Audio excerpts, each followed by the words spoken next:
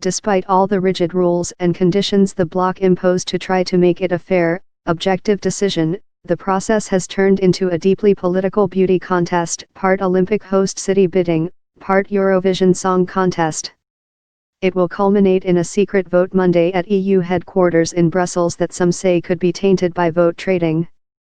The move involves tens of millions in annual funding, about 1,000 top jobs with many more indirectly linked, prestige around the world and plenty of bragging rights for whichever leader can bring home the agencies.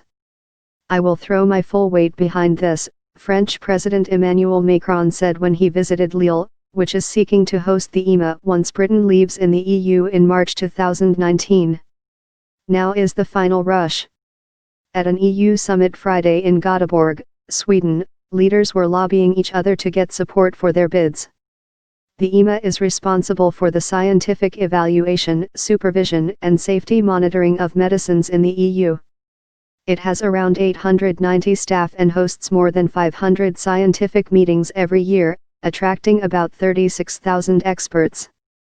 The EBA, which has around 180 staff, monitors the regulation and supervision of Europe's banking sector. With bids coming in from everywhere from the newest member states to the EU's founding nations, who gets what agency will also give an indication of EU's future outlook. The EU was created as club of 6 founding nations some 60 years ago, so it's logical that a great many key EU institutions are still in nations like Germany, France and Belgium.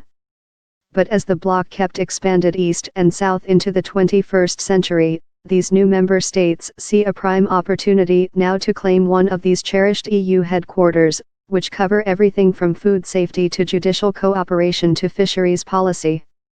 Romania and Bulgaria were the last to join the EU in 2007 and have no headquarters.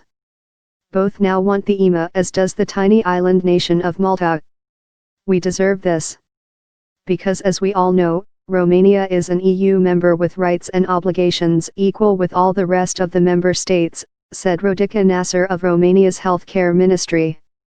But personnel at the EMA and EBA are highly skilled professionals, and many could be reluctant to move their careers and families from London to less prestigious locations.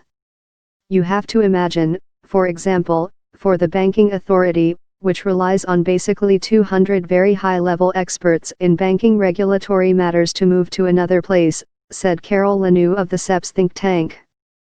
First of all, to motivate these people to move elsewhere.